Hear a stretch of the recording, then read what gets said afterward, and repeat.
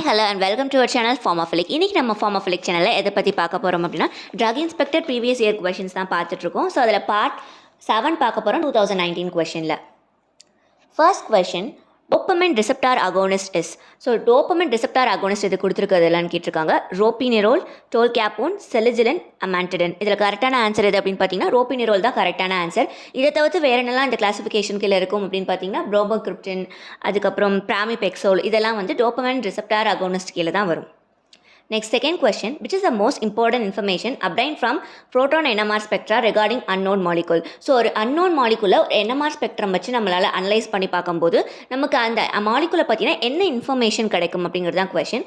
Elemental composite, carbon hydrogen framework of an organic molecule, molecular weight of a compound, function group of a molecule. So ஒரு NMR spectroscopy பண்ணும்போது நம்ம மெயினாக வந்து peaks பார்ப்போம்ல. So அந்த peaks எதை வச்சு பார்ப்போம்னா அந்த ப்ரோட்டானை வச்சு தான் பார்ப்போம். ஸோ நெய்பரிங் ப்ரோட்டான்ஸ், அதாவது நெய்பரிங் ஹைட்ரஜன்ஸ் எப்படி இருக்குது, அந்த என்ன டைப் ஆஃப் ஹைட்ரஜன்ஸ்லாம் அந்த காம்பவுண்டில் இருக்குது, ஸோ இதெல்லாம் தான் மெயினாக பார்ப்போம். ஸோ இது மூலமாக நம்மளால் வந்து கார்பன் ஹைட்ரஜன் ஃப்ரேம் ஒர்க் எப்படி இருக்குது அந்த மாலிகுல்ன்றதை ஈஸியாக கண்டுபிடிக்க முடியும். ஸோ அதனால் வந்து நம்ம இம்பார்ட்டன்ட் இன்ஃபர்மேஷன் என்ன அதனால தான் கற்றுக்குறோம் அப்படின்னு பார்த்தீங்கன்னா டிஃப்ரெண்ட் டைப்ஸ் ஆஃப் ஹைட்ரஜன், என்னென்ன டைப்ஸ் ஆஃப் ஹைட்ரஜன் இருக்குது, எத்தனை டைப் ஆஃப் ஹைட்ரஜன் இருக்குது, எவ்வளோ ஹைட்ரஜன் இருக்குது, அண்ட் நெய்பரிங் ஹைட்ரஜனோட ப்ராப்பர்ட்டி என்ன, இந்த மாதிரிலாம் தான் நம்ம வந்து அனலைஸ் பண்ணி கண்டுபிடிப்போம் இந்த மாதிரி இன்ஃபர்மேஷன்ஸ்லாம். ஸோ அதனால் கரெக்டான ஆன்சர் எதுனா கார்பன் ஹைட்ரஜன் ஃப்ரேம் ஒர்க்கை கண்டுபிடிக்கிறது தான் கரெக்டான ஆன்சர்.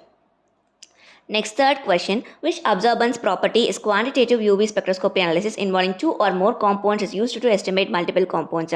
ஸோ ஒரு UV ஸ்பெக்ட்ரோஸ்கோப்பியில் மல்டிபிள் காம்பவுண்ட்ஸ் வந்து சொல்யூஷனில் இருக்குன்னா அதில் வந்து எந்த பிரின்சிபல், எந்த ப்ராப்பர்ட்டி வச்சு நம்ம வந்து அனலைஸ் பண்ணுவோம் அப்படிங்கிறது தான் question. Additivity, gymnicity, multiplicity, logarithmicity. So இதில் கரெக்டான ஆன்சர் என்னென்னு பார்த்தீங்கன்னா ஒரு சொல்யூஷனில் ஒரு 3 காம்பவுண்ட்ஸ் இருக்குது, அதை வந்து நீங்கள் யூவியில் வச்சு அனலைஸ் பண்ணுறீங்கன்னா அதில் டோட்டல் அப்சார்பன்ஸ் இருக்குல்ல, எந்த வேவனத்தில் நீங்கள் வச்சு அனலைஸ் பண்ணாலும் அதில் டோட்டல் அப்சார்பன்ஸ் அப்படிங்கிறது அந்த இண்டிவிஜுவல் காம்பவுண்ட்ஸோட சம் அப்சார்பன்ஸை தான் இருக்கும். ஸோ இண்டிவிஜுவல் காம்பவுண்ட்ஸோட சம் ஆஃப் அப்சார்பன்ஸ் தான் அந்த டோட்டல் அப்சார்பன்ஸ் ஆஃப் த சொல்யூஷனுக்கு இருக்கும். ஸோ அதனால் அடிட்டிவிட்டி அப்படிங்கிறத அதில் நம்ம அப்ளை பண்ணக்கூடிய principle. Next, fourth question, which analytical technique used to separate analytes based on their ability to move through a conductive medium in response to an applied electric field?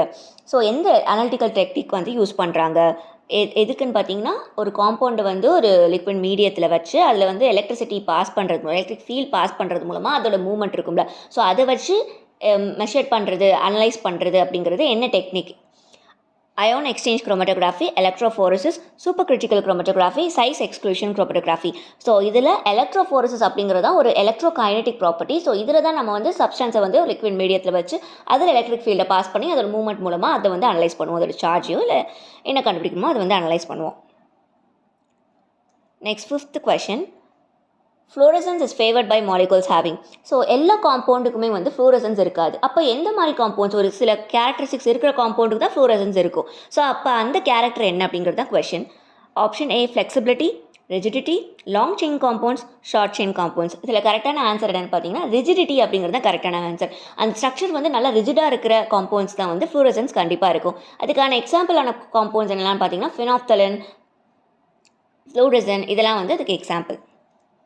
Next, sixth question, the reversed phase TLC plates are produced by impregnating silica plates with. So normal TLC நம்ம கேள்விப்பட்டிருப்போம், அதே மாதிரி reversed face TLCன்னு ஒரு type of TLC method இருக்குது. இந்த technique மூலமாக நம்ம என்ன பண்ணலாம்னா நார்மலாக இருக்கிற TLCயை விட நம்ம வந்து அந்த சாம்பிள் செலக்டிவிட்டி இருக்குல்ல, ஸோ செலக்டிவிட்டியை வந்து நம்ம இன்னும் இன்க்ரீஸ் பண்ணலாம், அடிஷ்னல் செலக்டிவிட்டி வந்து கொண்டு வரலாம் அந்த பிளேட்ஸ்க்கு. ஸோ அதனால தான் ரிவர்ஸ் ஃபேஸ் TLC பிளேட்ஸ் வந்து யூஸ் பண்ணுறோம் டெக்னிக்கு. ஸோ இதில் வந்து சிலிக்கா வந்து எதை வச்சு ட்ரீட் பண்ணுவாங்க, இம்ப்ரிக்னேட் பண்ணுவாங்க, இந்த காம்பவுண்ட் வச்சு பார்த்தோன்னா வாட்டரா, குளோரோஃபார்மா, ஈத்தரா, லிக்விட் பேராஃபினான்னு பார்த்தா லிக்விட் பேராஃபின் வச்சு தான் வந்து ட்ரீட் பண்ணுவாங்க இந்த சிலிக்கா பிளேட்ஸை.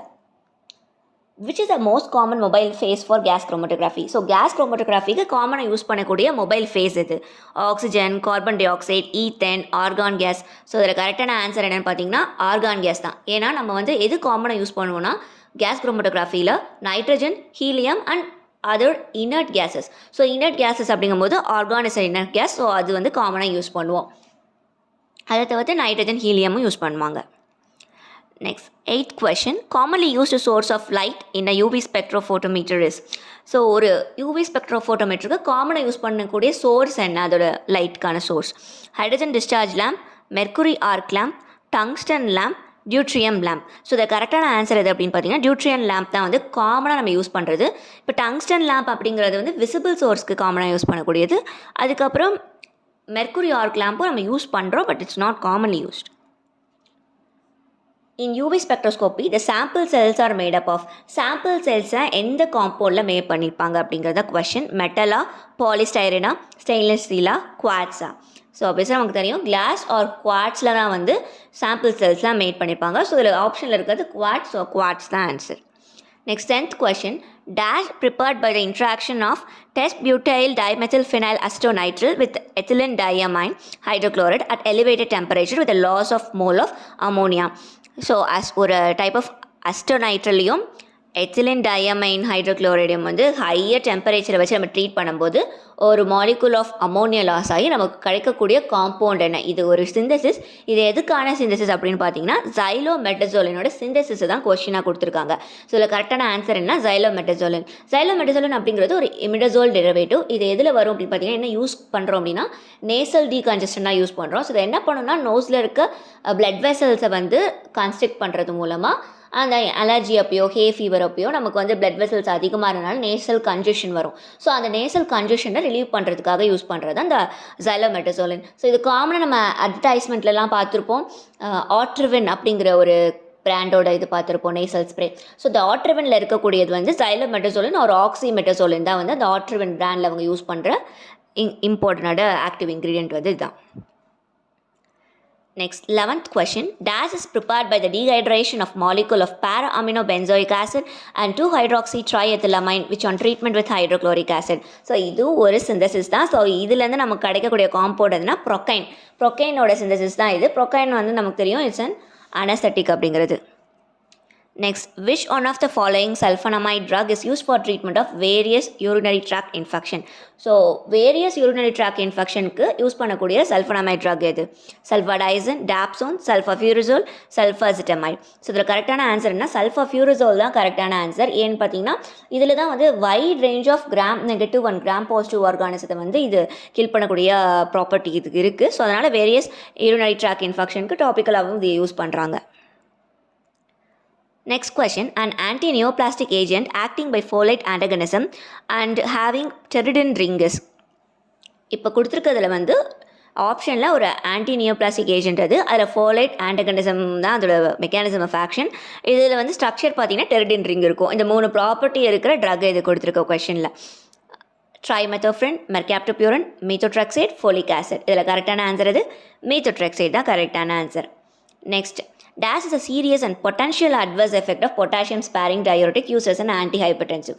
பேர்லேயே இருக்குது பொட்டாசியம் ஸ்பேரிங் டயூரிட்டிக். ஸோ இது என்ன பண்ணும்? சோடியம் அண்ட் வாட்டர் எக்ஸ்க்ரீஷனை அதிகப்படுத்திட்டு பொட்டாசியம் வந்து எக்ஸிட் ஆக விடாமல் அது வந்து பாதுகாத்துக்கிறோம். இந்த டைப் ஆஃப் டயூரிட்டிக்ஸ். மற்ற டயூரிட்டிக்ஸ்லாம் வந்து பொட்டாசியமும் வெளியே போகும். ஸோ அதனால் அதுக்கு அந்த மற்ற டைப் ஆஃப் டயூரிட்டிக்ஸ்லாம் ஹைப்போகேலிமியாக வரும் அட்வர்ஸ் எஃபெக்டாக. பட் பொட்டாசியம் ஸ்பேரிங் டயூரிட்டிக்ஸ் கீழே நமக்கு என்ன அட்வர்ஸ் எஃபெக்டாக வரும்னா பொட்டாசியம் வந்து இது வச்சுக்கிறனால வெளியே எழுத்தாமல் உள்ளே வச்சுக்கிறனால இதில் ஹைப்பர்கேலிமியா தான் வரும். ஸோ அதுதான் கரெக்டான answer. Next 15th question. Angiotensin 2 is a. So angiotensin 2 அப்படிங்கிறது என்னது? கார்போஹைட்ரேட்டா, ஈகோசனைட்ஸா, பெப்டைடா, கார்டினோடான்னு பார்த்தோம். இது வந்து ஒரு பெப்டைட் எண்டோக்ரைன் ஹார்மோன். ஸோ அதனால் angiotensin 2 அப்படிங்கிறது ஒரு peptide. Next, starting material for the synthesis of procaine hydrochlorides. So இதே கொஸ்டின் நம்ம சிந்தசிஸ்ன்னு சொல்லிட்டு டேஷ்ன்னு போட்டு சிந்தசிஸை ஃபுல்லாக கொடுத்து வச்சுருப்பாங்க. ஸோ அதில் வந்து அதே கொஷின் தான் ரிப்பீட் பண்ணியிருக்காங்க. ஸோ இந்த மாதிரி ஏதாவது 2 கொஷின் வந்து நமக்கு அதை வச்சு நம்ம எழுதிடலாம். ஸோ இப்போ வந்து நீங்கள் அந்த கொஷினுக்கு ப்ரொக்கைன் தான் உங்களுக்கு ஆன்சர் தெரிஞ்சால் கண்டிப்பாக இதுக்கு உங்களுக்கு தெரிஞ்சிடும். பாரா பென்சோயிக் ஆசிட் தான் வந்து ப்ரொக்கைனோட ஸ்டார்டிங் மெட்டீரியல். ஸோ அது 2 கொஷினும் சிமிலராக கொடுத்துருக்காங்க. உள்ள ப்ரொக்கைனோட ஸ்டார்டிங் மெட்டீரியல் என்னன்னு கேட்டு கொடுத்துருக்காங்க. இன்னொன்று ஸ்டார்டிங் மெட்டீரியல் வந்து எல்லா ரியாக்டன்ஸையும் கொடுத்து இதோட சிந்தசிஸ் என்னென்னு இப்போ தான் ஒரு 2 கொஷின் முன்னாடி ஒன்று பார்த்தோம். ஸோ இந்த மாதிரி ரிப்பீட் ஆகிருக்கு இந்த கொஷின். பாரா பென்சோயிக் ஆசிட் தான் வந்து இது கரெக்டான ஆன்சர்.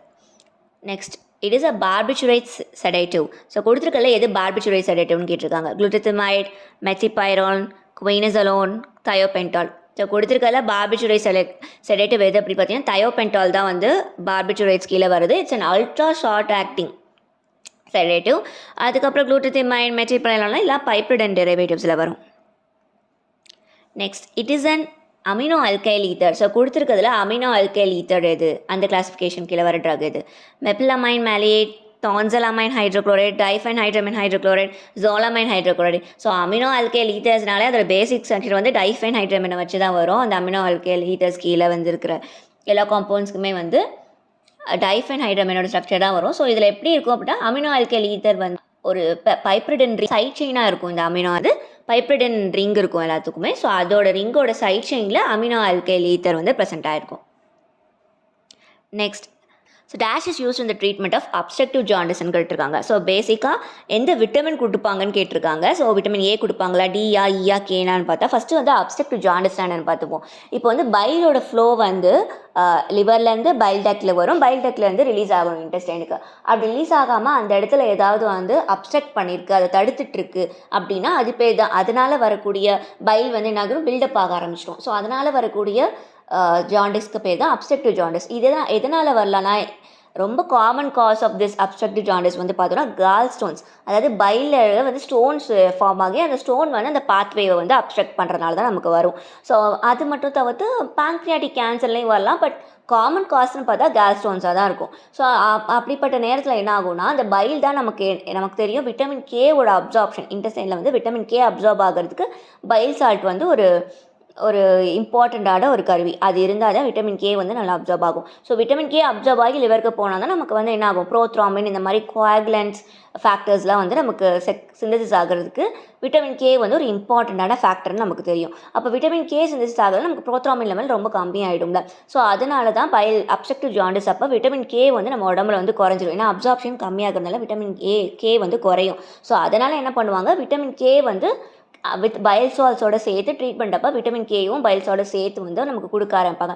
அப்படி கொடுக்க ஆரம்பிச்சு ஒரு ஃபியூ டேஸில் ஒரு ஃபியூ வீக்ஸ்லேயே வந்து நமக்கு என்ன ஆயிடும், ப்ரோத்ராமின் லெவல் அண்ட் கோஆகுலன்ஸ் லெவல்லாம் நார்மலைஸ் ஆகிடும். ஸோ அதனால் வந்து ட்ரீட்மெண்ட் ஆஃப் அப்ஸ்ட்ரக்டிவ் ஜாண்டிஸில் விட்டமின் கே வந்து யூஸ் பண்ணுவாங்க. ஸோ அவ்வளோதான், இன்றைக்கான கொஷின்ஸ் பார்த்தாச்சு. நான் வந்து இதுக்கு முன்னாடி போட்ட வீடியோஸையும் வந்து பிளேலிஸ்ட்டில் வந்து கொடுத்துருக்கேன். ஸோ நீங்கள் அந்த பிளேலிஸ்ட்டில் போய் எல்லா வீடியோஸையும் போய் பாருங்கள். ட்ரக் இன்ஸ்பெக்டர் ப்ரிப்பேர் பண்ணிட்டு இருக்கவங்க எல்லா ஃப்ரெண்ட்ஸ்க்கும் இந்த வீடியோவை ஷேர் பண்ணுங்கள். தேங்க்யூ.